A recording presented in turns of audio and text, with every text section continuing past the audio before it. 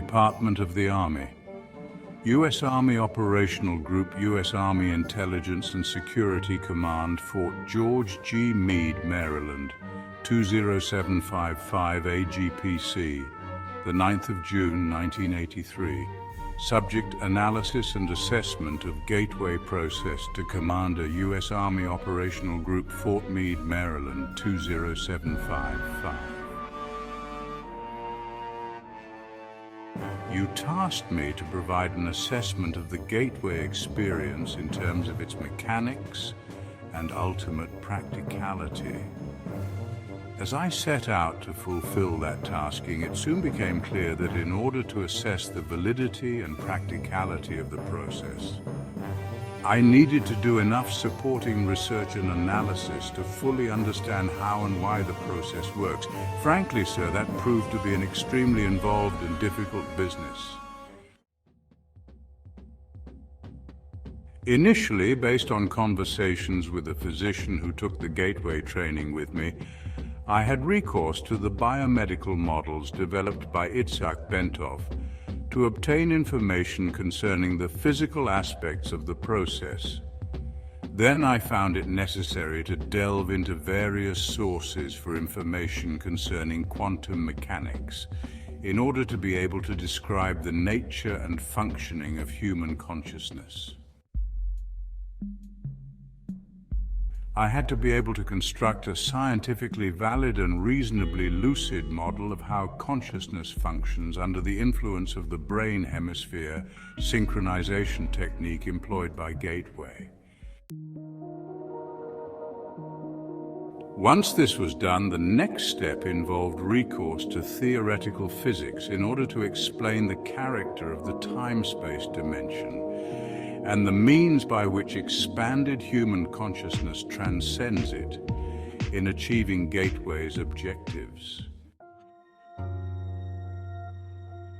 Finally, I again found it necessary to use physics to bring the whole phenomenon of out-of-body states into the language of physical science, to remove the stigma of its occult connotations, and put it in a frame of reference suited to objective assessment.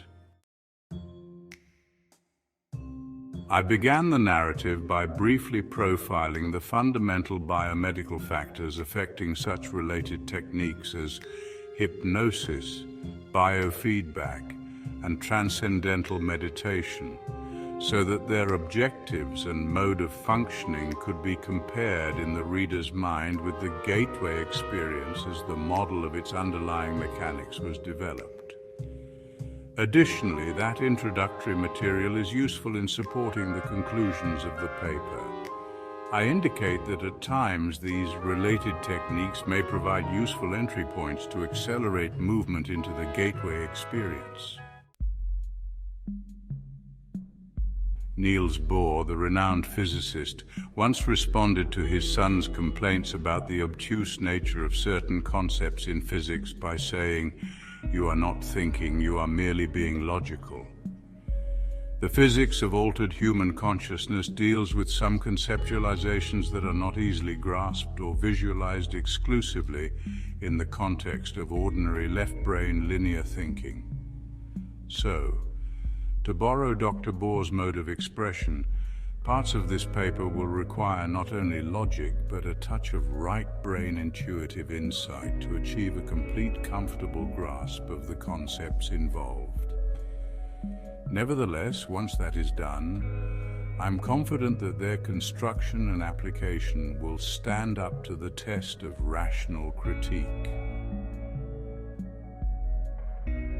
Paradoxically, having gone to such great lengths to avoid trying to render judgments based on an occult or dogmatic frame of reference, in the end I found it necessary to return, at least briefly, to the question of the impact of the gateway experience on common belief systems.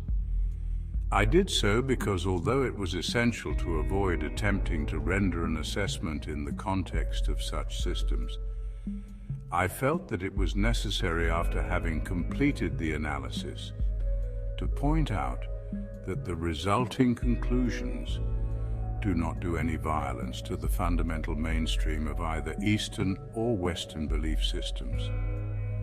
Unless that point is clearly established, the danger exists that some people will reject the whole concept of the gateway experience in the mistaken belief that it contradicts and is therefore alien to all that they hold to be right and true. This study is certainly not designed to be the last word on the subject, but I hope that the validity of its basic structure and of the fundamental concepts upon which it is based will make it a useful guide for other USANSCOM personnel who are required to take the gateway training or work with gateway materials.